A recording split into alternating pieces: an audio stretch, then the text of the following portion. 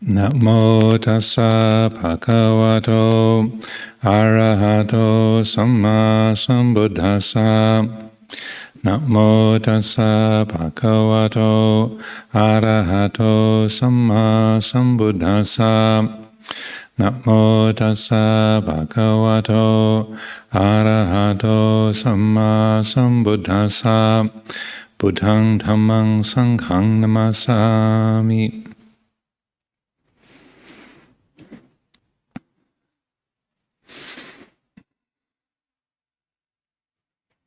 Well, today is the new moon day, and it's coming towards the end of the 3 months of the rains retreat, the Vasa period. This is the last 2 weeks of the Vasa remaining. And this morning at our breakfast time gathering, I was mentioning some of Luang Por Sumedho's teachings that I found particularly helpful, illuminating. So I thought I might expand a little upon that this evening to pick up that same theme.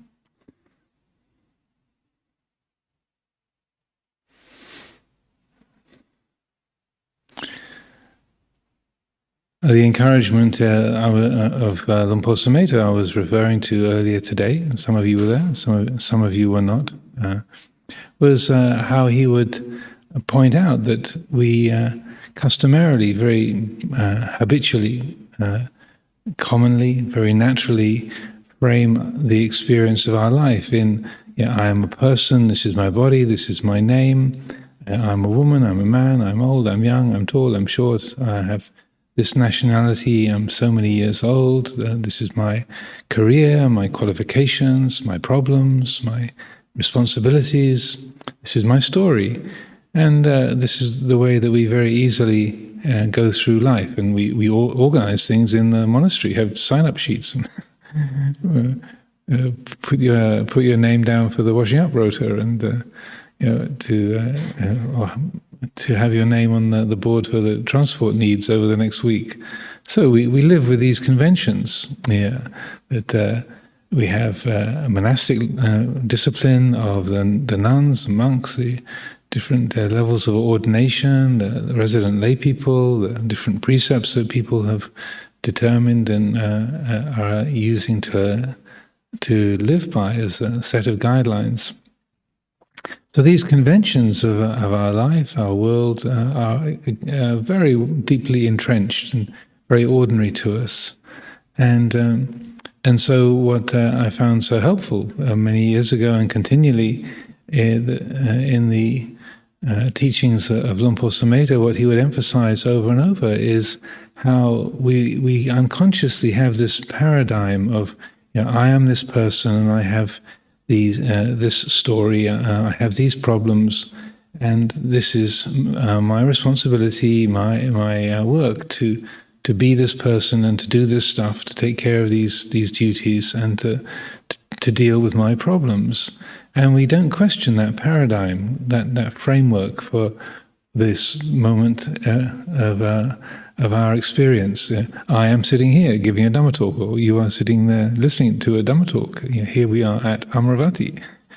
We use these names, this sense of location, these identities, and we don't realize that it's a framework that the mind is creating of identity, of time, of location, and that this is a created set of conditions. And as long as the mind believes in those creations, as long as we take those to be absolute realities, this is my body, this is my personality, this is who and what I am, absolutely and completely, then right there we're creating dukkha. Right there is the experience of alienation, separation, insecurity, and dukkha, suffering, dissatisfaction, right there in that very formulation.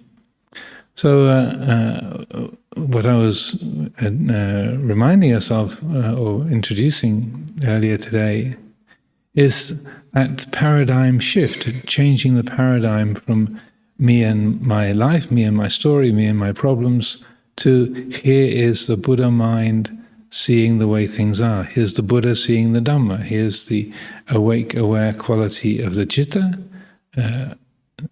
attending to the experience of the present. The awake, aware quality of this mind of ours. Every single one of us as a living being has this capacity to be awake, to be aware, to know. And to know, seeing, hearing, smelling, tasting, touching, the patterns of perception, the experiential field of the present moment. This is what is known. So that that shift of view, that changing the framework of experience from me and my life, or me and my problems, to here is the awake mind seeing the way things are. It shifts the view from a self-centered perspective to a Dhamma-centered perspective, or a nature-centered perspective.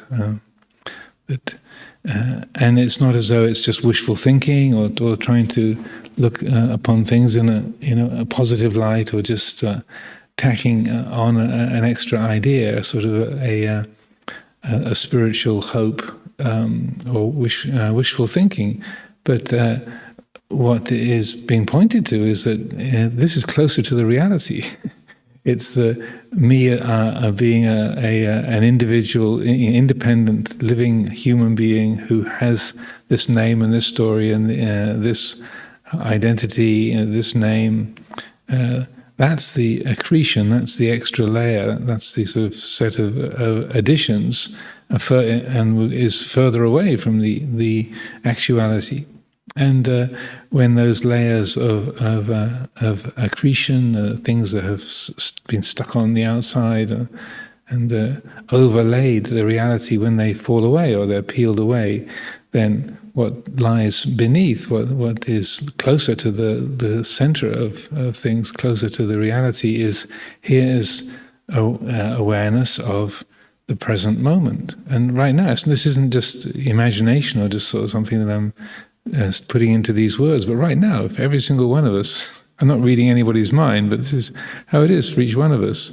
There's the awareness of seeing, hearing, smelling, tasting, touching, thinking, remembering, imagining, woven together into the form of, here is the Sunday evening on New Moon Day at Amaravati on the 25th of September 2022. That's this experience, and it's put together, naming the day, the place, the situation.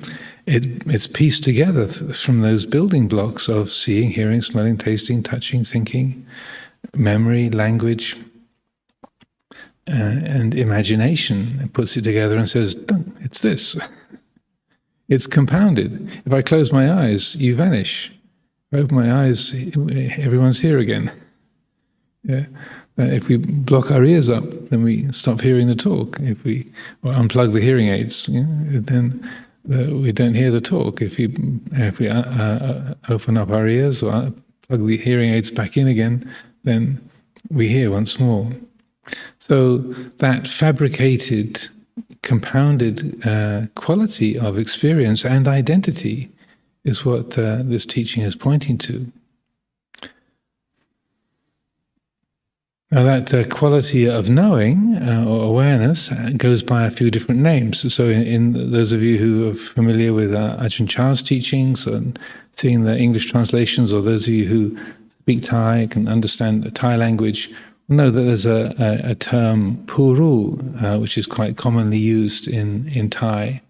Puru comes from the Pali word purisa, which means a person, and ru is the verb to know. So often in Ajahn Chah's teachings, that's translated into the one who knows, but often that, say, rendering it as the one who knows, it can give a sense of there's a little kind of entity sitting inside our head, a little, what they call a homunculus.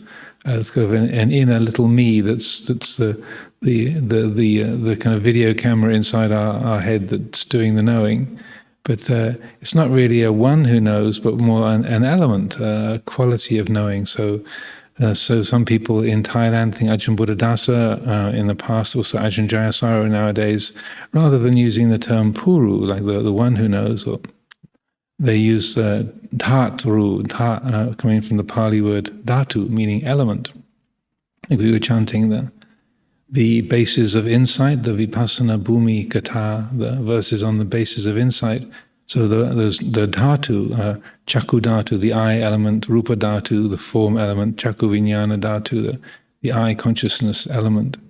So the element of knowing I feel, is closer to a clear and accurate rendering of it. And in the Pali language, I like the term vijja dhatu, so that the element of awakened awareness, vijja meaning that very awake, aware quality, that capacity of the heart, of the citta.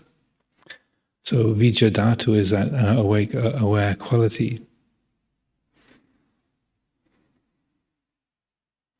When we're developing vipassana meditation, like in that chant that we were doing, it's called the vipassana bhumikata, the basis of insight.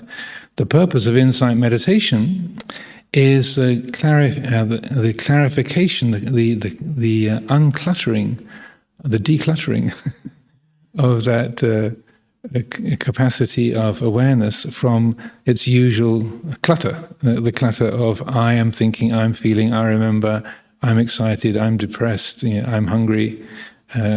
This is my body, my feelings, my robes, my cushion, my living place.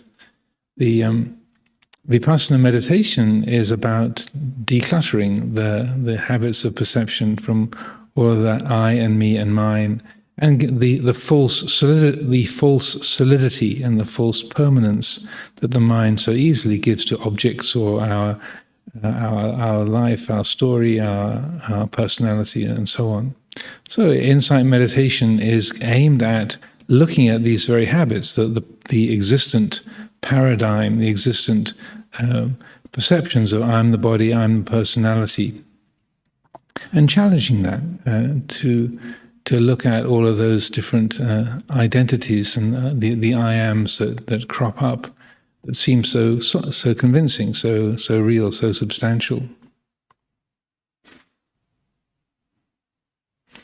In the teachings, and also within Western psychology, there are different kinds of self-delusion, or the perceptions of self, or creations of self that are highlighted. So there's the owning self, the feeling of I'm the owner of this body, or I'm the owner of these robes. So that sense of owning, I am the owner, this belongs to me. There's an I here that does the owning of things, or of memories, or of ideas, or of emotions, that these are mine, that sense of mineness. And the Pali word mama means mine. So in the Buddha's teaching on not self, the Anatta Lakkhana Sutta, he points out this perception of etang mama, this is mine, that is delusory, is a false perception. Etang mama eso hamasmi, this is what I am. So that's the being self. I am alive, I am experiencing, I am a man, or I am a woman, I am British, or I am American, or I'm Thai, or French, or German, or Italian, or Malaysian, or there's that sense of being, that being self. And then the eso meyata is the what you can think of as the narrative self. When people say, well, who are you? It's like the name that we give, or our occupation, our livelihood, our address, the kind of our story. These are all ways that the mind creates a sense of self, of owning, of being, of our own personal story, personal history. And in these many teachings, and particularly in that second discourse of the Buddha, the Anatta Lakkhana Sutta, he points out, that when we look at the things that we usually take to be who and what we are, the body, feelings, perceptions, ideas, emotions, memories, our moods, and consciousness itself. He points out, ne tang mama, ne sohamasmi, ne so me ata. This is not mine, this is not what I am, this is not myself, this is not really who and what I am. So that the purpose of insight meditation then is highlighting those habits, challenging them, using that awake, aware quality of the citta, strengthening that, to empowering that, putting that to work, so that it highlights those perceptions, and so that when that's used, then and we are really working to develop that quality of insight, then it's recognized that which knows all those personal qualities of being old, being young, being tall, being short, being a woman, being a man, being transgendered, or being British or American or French or German, Italian, Australian, Malaysian, whatever it might be. That doesn't have a gender, it doesn't have an age, doesn't have a name. It's not a person. That which, and I like to use this phrase as a way of reflecting, that which knows the person isn't a person. That which knows Theravada Buddhism is not Buddhist. That which knows the monk's life is not a monk. That which knows Ajahn Amaro isn't Ajahn Amaro. That which knows Amaravati, it's not defined by that or limited by that or doesn't own that. So that quality of awakened awareness, that vijja dhatu, it's the very center of it's the very locus of experience. It's the means through which all experiencing happens. But and those personal qualities of our story, our age, our name, our livelihood, and all the pleasant and painful things of our life have been experienced through that agency of awareness, but that awareness isn't tied or isn't limited by any of those events or perceptions or identities. It knows the personal, but it's not a person. So when, and I think this morning I was quoting Luang Por Sumedho in one of the statements he would use very often, and when he was teaching here in earlier years, he said, "You're not a mortal being." As soon as the mind believes that I'm a person, I was born, I'm going to die. As soon as the mind takes that as an absolute reality, there's dukkha right there. So you're not a mortal being. That's not who and what we are. All those teachings on the body is not self, rupang anatta. The body is not self. The body is mortal. The body was born and the body will die, but rupang anatta, the body is not self. So what's birth and death got to do with anything real? So, and then also he would go on to say, you're not an immortal being either. Oh, I'm not a mortal being, therefore I'm an immortal being. That's what I am. But as the Buddha pointed out, there's a very beautiful, very powerful statement that the Buddha makes recorded in the Udana, the inspired utterances of the Buddha, just from his own reflections, his internal reflections just after his enlightenment, where he says, any kind of being, any place, anywhere, is impermanent, pain-haunted, and subject to change. One who sees this as it is, lets go of craving for being without relishing non-being. That's a very, very direct, very powerful teaching to me. So that you can find that in the Udana, in I think the third chapter of the Udana. Just after the Buddha's enlightenment, it's not even spoken out loud. I think it was just an internal reflection that he quoted and passed on to others later on. But that was his reflection. Any kind of conceiving, any kind of being, any sort of independent born entity of any kind, even the idea of an immortal being, any kind of being of any type, anywhere, is impermanent, pain-haunted, and subject to change. One who sees this as it is abandons the craving for being without relishing non-being. So let's go of bhava tanha, the craving for being, without relishing, without clinging to vibhava tanha, to to the desire to not be. So that's a very subtle quality. That's a very hard to imagine quality, but it is also around that time was where the newly awakened Buddha was considering there's no one that can understand this. There's no point me teaching.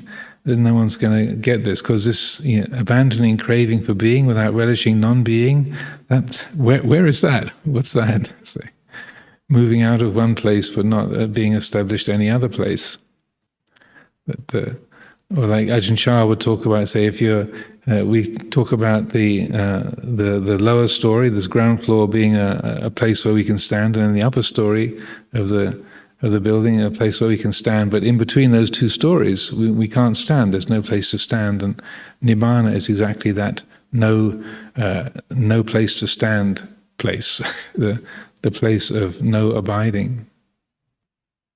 So it's hard to imagine that quality or to even talk about it or conceive it, but that's what is being aimed at in terms of the development of insight, letting go of any kind of identity, any kind of defined being, and without dwelling in, or moving towards aversion or rejection or negativity or switching off.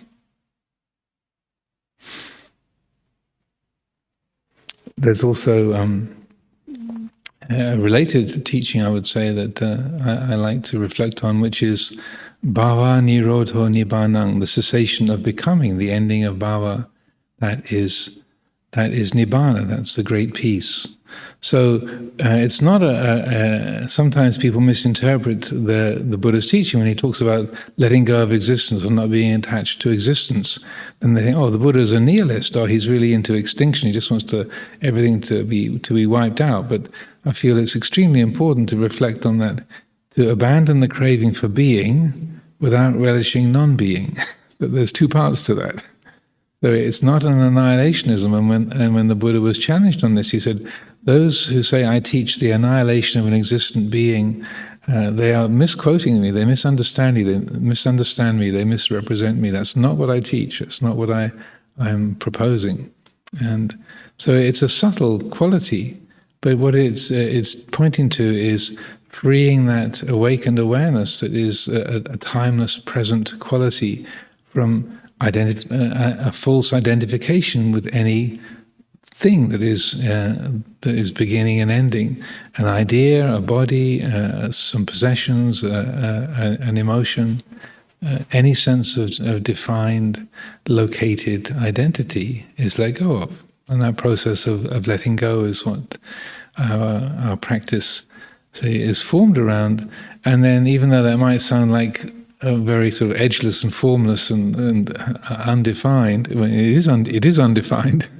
The effect of that, rather than making us sort of useless or incapable of functioning in the world, if we take the example of the Buddha's life or the great enlightened beings, the Buddha, after his enlightenment, lived an extraordinarily creative and effective life, establishing the teachings, establishing the monastic order, the lay community, and the set of teachings that have managed to survive for 2,600 years, which is, it's amazing that this is all held together in such a coherent and helpful form for so long. So in all of this, then, the focus or the center of attention in terms of developing insight and freeing the heart is looking at self-view, this sense, I'm the body, I'm the personality. And in many of the teachings, this is referred to as the first of the 10 fetters. A fetter is like a handcuffs or chains or shackles, manacles, sort of things that tie you down or can imprison you.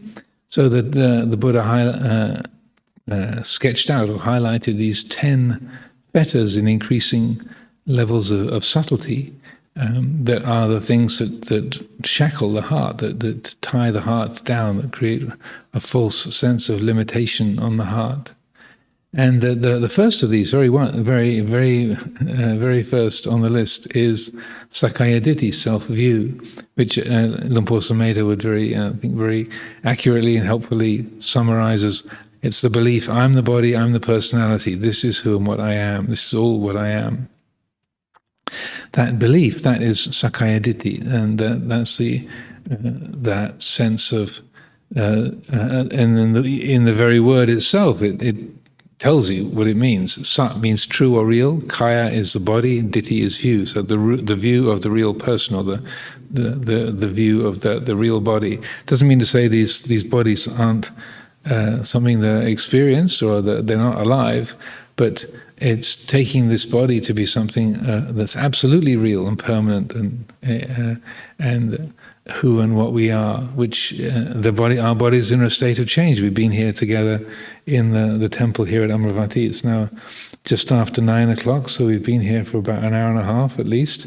So we've all been breathing in and breathing out. So whether we want to think about it or not, we've all breathed in particles of each other's bodies, I would say, to some degree, which is probably a little bit nauseating or a bit challenging for some people. But we're shedding skin and carbon dioxide and moisture all the time, and then we're all breathing in and breathing out all the time, so that during the course of the last hour and a half, we've shed enough bits of moisture and skin, and other people have been breathing them in. So the body that we had when we came into this temple is not the same as the body that's sitting here right now.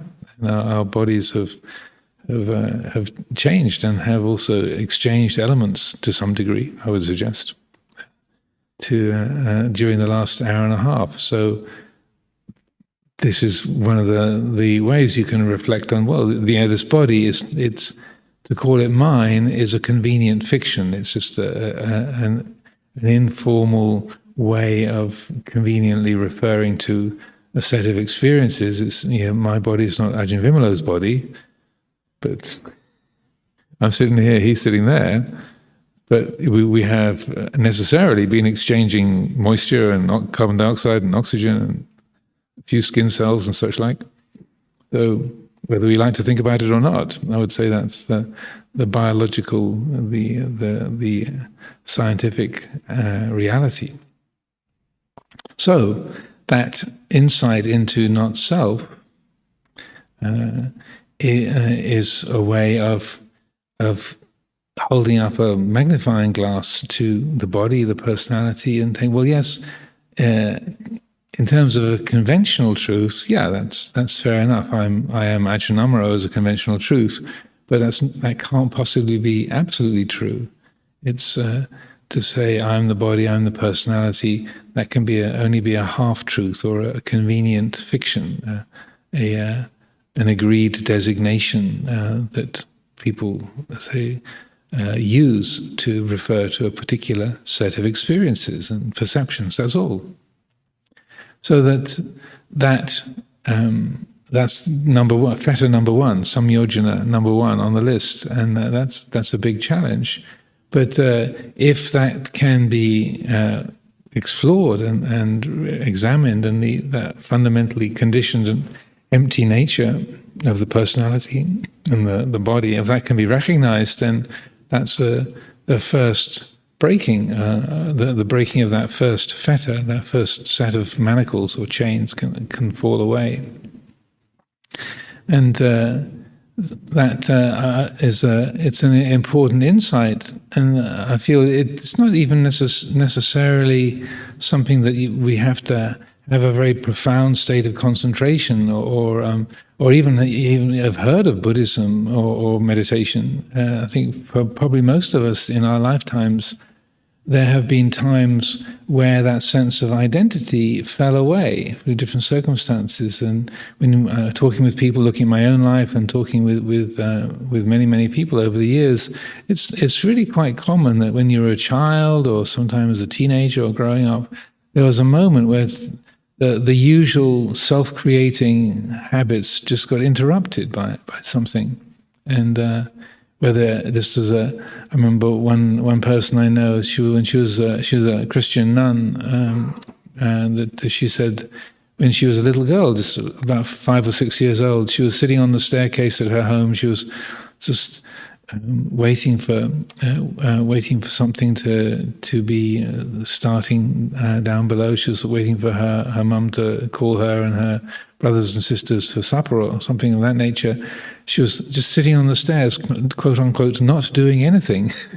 And then there was this falling away of her name and her identity and who she was and what she was, and it was everything was very peaceful, very clear, and she was only 5 or 6 years old. But and she said, "What do you think that was?" Ajahn Amaro. And I say, well, in Buddhist terminology, we would say that's an experience of not self. That the usual habits of self-creation just stopped operating for a moment. There was not doing anything. And probably for most of us gathered here this evening, we can look back at our lives often when we weren't. Sometimes it's on a meditation retreat and with a great deal of effort. Oftentimes just sort of random times when we were a child or we found ourselves alone. Ajahn Amaro had an experience of this when he was on shore leave from the US Navy.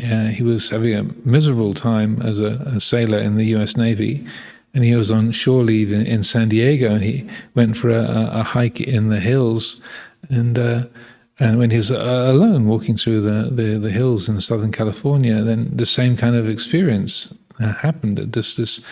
His sense of time, his sense of identity, his name, his whole sort of story just fell away for a moment. And he said when you're talking about it, he couldn't be sure whether it was for a minute or for an hour or several hours. Just time stopped and things just went extremely peaceful and clear. And that he wasn't trying to do anything or get anything, but I would say that's where the habits of Sakkaya Ditthi have just switched off or been unplugged for a time. Looking back on my own life, times where I remember one summer during when I was a college student, I'd been traveling, hitchhiking around in the Mediterranean with some friends, and I'd left the rest of the group and I was on Corsica and just hitchhiking up the west coast of Corsica, and I found myself at this isolated area and just sort of took off from the road and went to camp down on a beach just completely by myself. Had a bit of food and a small backpack and just camped on this beach by myself for about 3 days.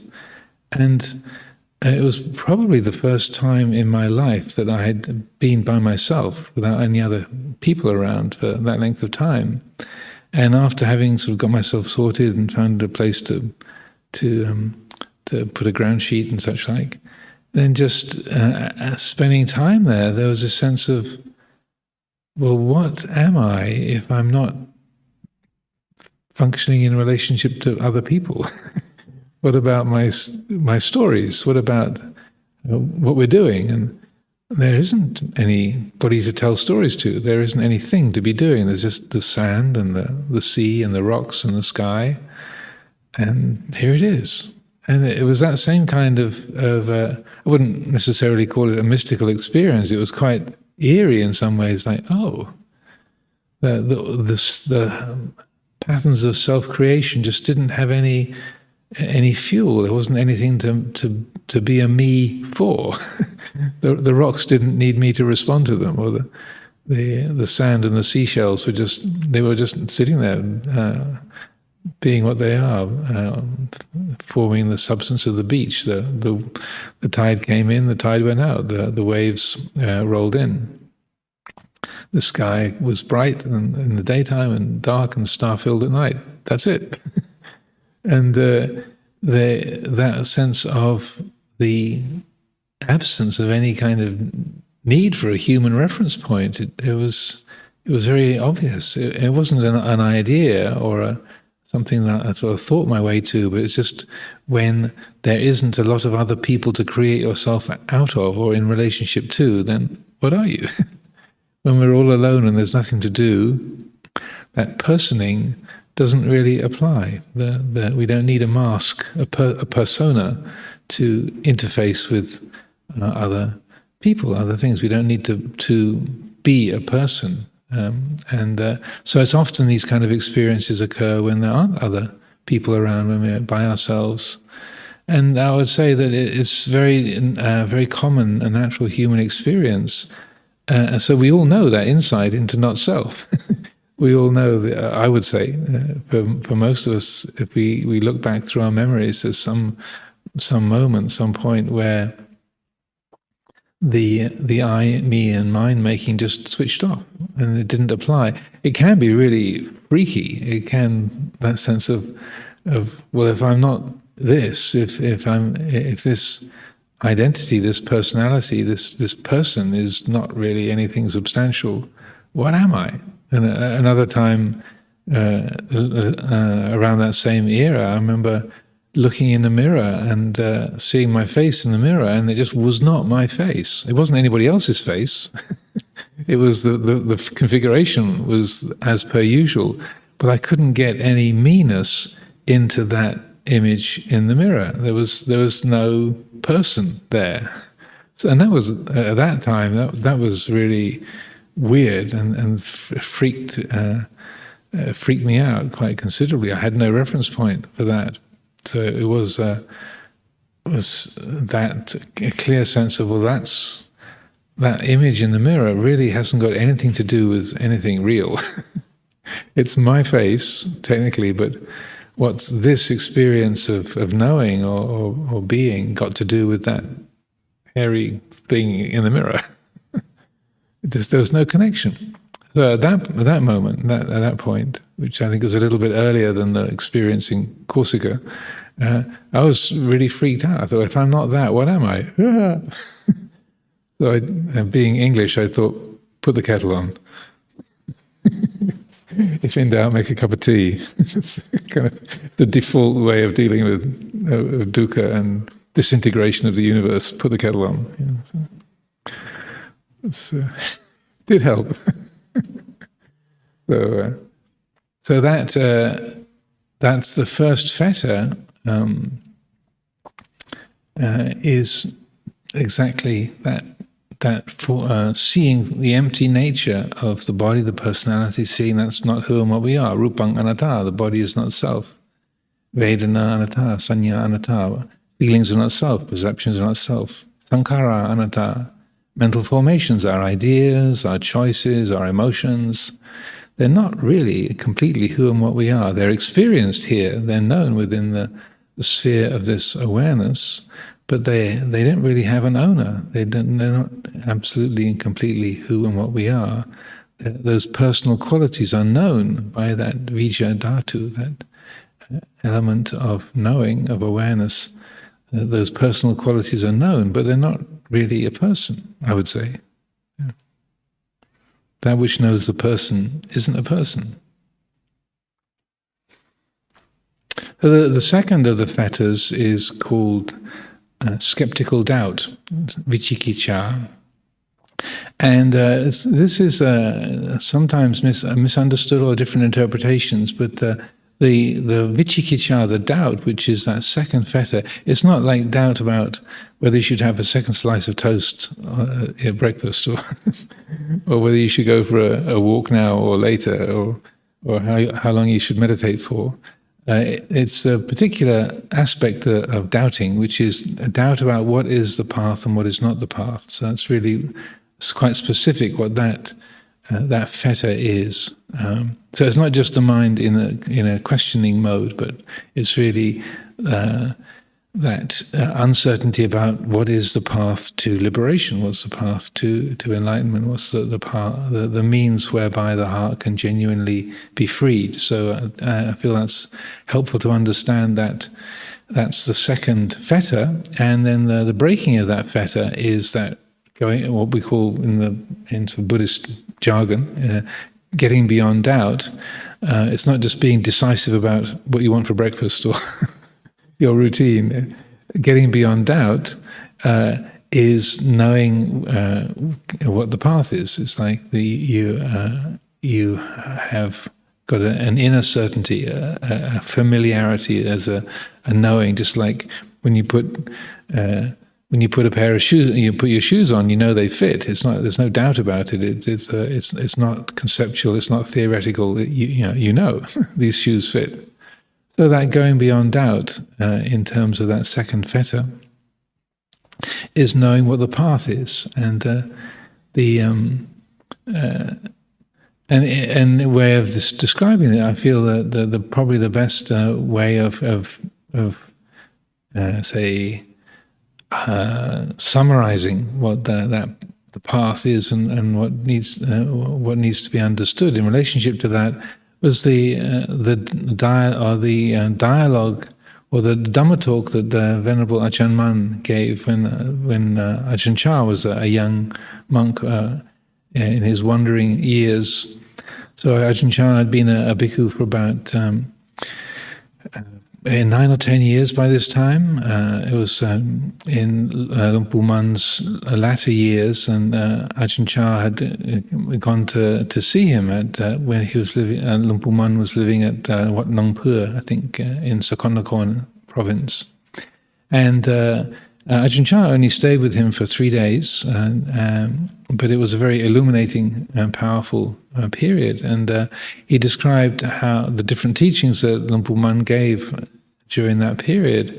And I think it was on the third evening, the last day he was there, when this particular teaching that Luang Pu Mun gave, which was that he said there is necessarily a quality of awareness, a quality of knowing that is transcendent of the five khandhas, that is liberated from the five khandhas of the body, feelings, perceptions, mental formations, consciousness, the five groups or the five sections of experience: the material form, the body, rupa, and then the mental groups of feeling, perception, mental formations, consciousness. So there's a quality of knowing, of awareness that is transcendent of the five khandhas. If there wasn't, liberation would be impossible. If every kind of knowing, every kind of cognition or awareness was within the five khandhas, was something that was impermanent and unsatisfactory, then liberation would be impossible. Enlightenment would be impossible. There couldn't be a Buddha. There couldn't be an enlightened, liberated being. But because we knowing there are enlightened beings, and because of his own Ajahn Mun's own experience of the mind, he said there is necessarily this transcendent quality that knows the five khandhas and is not limited by the five khandhas, that's transcendent over the five khandhas. And as the young Ajahn Chah heard that, it just, the lights came on, and he realized that's absolutely right. That's the path. That clarifying of that awareness. That's the path. That's what needs to be done. And when people asked him, well, how come you only stayed with Venerable Ajahn Mun for 3 days? And he would respond with words like, well, if you've been in the dark and the light comes on, you don't need to stay near the light switch. The light's on, so you don't need to just be staying close to where the light came from, but because the light's on. That kind of language or that kind of description was the way he would talk about that. So that I feel is a helpful way of understanding. That's to be beyond doubt about. That's what needs to be done. Everything else is I would say, secondary to that in terms of the work that we are doing in the meditation and what we gather together for in a place like Amaravati, where we shave our heads, put on these robes, take the precepts, and put our effort into living together, working together, and using the capacities of our lives. That right at the very center is this this work of freeing the heart's awareness from those habits of attachment, identification, and grasping, and witnessing, knowing the effect of that awareness when the heart embodies that awake, aware quality and knows this is just seeing, hearing, smelling, tasting, touching, thinking, and all that arises passes away, and it's not self. then when the heart really knows that and is, embodying that realization, then there's a great peace, there's a great freedom, there's a great ease, there's an invulnerability, a profound security. The heart is embodying that which is unshakable, that which can't be disturbed, that which knows perceptions can't be disturbed by those perceptions ultimately. So then the third of the samyojana, the fetters, and these first three are the fetters, or the shackles, the chains that need to be shed or broken in order for stream entry to be realized, or the irreversible insight of stream entry, the breakthrough to the realization of the deathless element, the amata dhatu. The third one is attachment to conventions.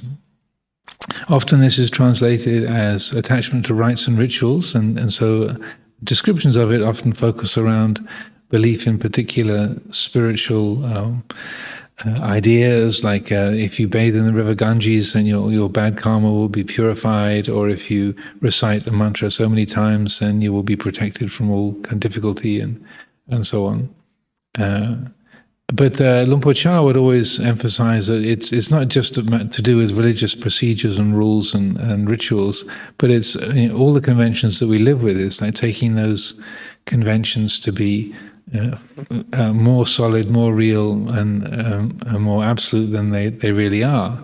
And that so the conventions that we live with are human agreements, but we forget that. We think that the customs that we have in our country, the kind of the forms of sort of cultural do's and don'ts are this is the way you should you should dress. This is the way that you should say hello to people. This is what, and a very good example that he would use was about money. I think it was an excellent example now with Queen Elizabeth having passed away on the 8th of September. They're about to change the paper currency. So what's now pieces of paper or plastic, I think that most of the money is plastic nowadays, with Queen Elizabeth's face on, the £20 notes and the £50 notes, I was just reading in the news today, they've only got about another week of being valid currency. So in about a week or two's time, a £50 note or a £20 note, that'll be good for putting in the bottom of the wastepaper basket. It won't be valid currency anymore. Now it's worth £20 or £50. This particular rectangle with coloured shapes on it, it's worth £50 or £20. In a couple of weeks' time, it won't be worth anything. It'll just be a piece of plastic or a piece of paper, because of the human agreements. And actually, I think they still do. But back in the days when I used to handle money more than 40 years ago, then pound notes or 10 shilling notes or £5 notes, £10 notes, they actually stated on the note that it's an agreement. I promise to pay the bearer on demand the sum of £1 or £5, £10. It's a promise. It's an agreement. So right there, it's a sammuti satya. It's a conventional truth. It's an agreement. So being able to recognize those conventions as conventions, and in Luang Por Chah's very wonderful Dhamma talk that's being given the title Convention and Liberation, in one of the talks in his collected teachings, it begins with the words, all the things of this world are merely conventions of our own creation. Having established them, we get lost in them, giving rise to all kinds of trouble and confusion. So that, which right there, it's kind of one of those sentences that you could just sit on that for a week or a month, and then you use that as a lens to look at the conventions that we have. The robes that we wear. This is what the Theravada Buddhist monk's robe should be like, and this is what the Sangati it should be like. It should be folded in this way. It should be over the left shoulder. If I came out and sat up on the Dhamma seat with my Sangati over my left shoulder instead of my right shoulder, they got the picture back to front. No, the robe should be over your left shoulder, not your right shoulder. So we have these conventions, but to recognize, well, it's just a shoulder, it's just a piece of cloth. We have an agreement, we do it this way, but it's only a human agreement. It's not anything absolute. So the mind that can recognize that conventions are just conventions, and there's no solid actuality there, but this is put together and called beautiful or right or wrong or ugly, and according to our human agreements and perceptions, then again there's a freeing of the heart. And so when those three sets of limitations or shackles, those fetters are broken, when they fall away, then that is what it is in Buddhist philosophy, Buddhist teaching is known as the breakthrough, the abhisamaya. That's the irreversible point of insight or understanding, that when that those have really been broken and not just sort of understood conceptually what those fetters are, but actually they're known and seen through, and they've fallen away completely, then that's called the breakthrough, or the entering of the stream. A Pali word abhisamaya or sotapatti. And the Buddha highlighted this as a goal, not just for monastics but for lay people. This is a doable goal, an achievable goal, and that is something that I feel is very, very worthwhile, very let's say skillful and appropriate for us to aim at in our life, in terms of life goals, or what we want to do with our life, or what we want to achieve in the world. I would say that it's not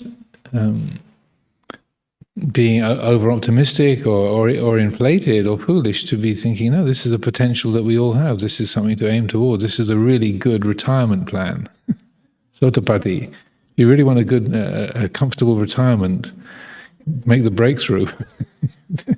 Whether you got money or a place to live is kind of secondary. But if that's you will be really, I would say, you will be really fine if the breakthrough has been made. And the Buddha made many analogies. There's one set of teachings in the connected discourses called the connected discourses on the breakthrough, the abhisamaya. The first teaching in that is called the fingernail, and it describes how the Buddha reached down and scratched the ground and so held up his finger and said, "Do you see the dirt under my fingernail?" And the monks that were there said, "Yes, Venerable Sir, we see the dirt under your fingernail." He says, "What do you think is more, the dirt under my fingernail or the great earth itself?" It's what they call a rhetorical question. Doesn't really need an answer. "Venerable Sir, the amount of dirt under your fingernail is very small. The great earth is very large." And he said, so too, the amount of suffering that one who has made the breakthrough can expect to experience is comparable to the dirt under my fingernail. The suffering that one who has not made the breakthrough can expect to experience is comparable to the great earth. So the Buddha was a genius at coming up with these kind of very impactful images that reach the heart and get the message across. And then similarly says, "What do you think is greater, Venerables? The 5 grains of 5 grains of sand, or the Himalayan mountain range?" Or, "Venerable Sir, 5 grains of sand is very small in quantity, but the great Himalaya mountain range is very large." Says, and so on and so forth. These comparisons of something that's very, very small to something that's very, very large. So it's very worthwhile. But going back to the theme of bhavatanha, the desire to become, the desire to get rid of. So in making this this kind of statement, or say encouraging this aspiration. So the Pali word for aspiration is patana. Having an aspiration is not the same as having a self-centered desire. So like, yeah, I'm going to do that. I'm going to achieve the I am that's in that sentence gives you a clue. Like, wait, hang on, hang on. That's bhavatanha co-opting the aspiration. There can be an aspiration there can be a direction given and an effort made completely free of self-view. So in setting that as an aim to recognize and to know those first three fetters, to know them, to do the necessary work for them to be broken and the heart to be freed of those, that intention and that effort can all be completely free of self-view and the craving to become, or the craving to get rid of defilements and the fetters. I've got to get rid of my fetters. I've got to become a stream enterer. That's right there. You've got the desire to become and the desire to get rid of have co-opted the system like a subtle coronavirus, the bhava virus, or sneaks in and insidiously takes over.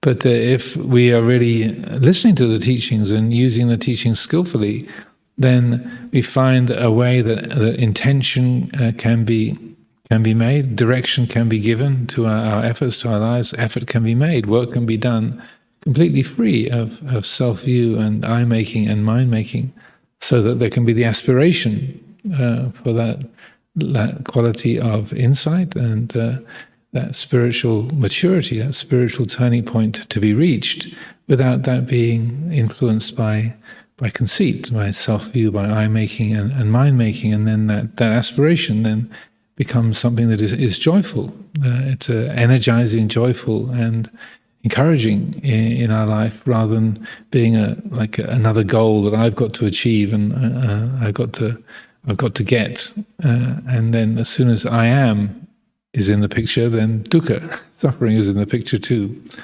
So I encourage the aspiration, but I also encourage that aspiration to be, say, not distorted or confused, overlaid by the habits of I-making and mind-making, and then it'll really be able to bring about and lead to that genuine liberation, and that the path will be clear and open for that liberation to be realized, without creating more dukkha along the way. So I offer these thoughts for consideration this evening.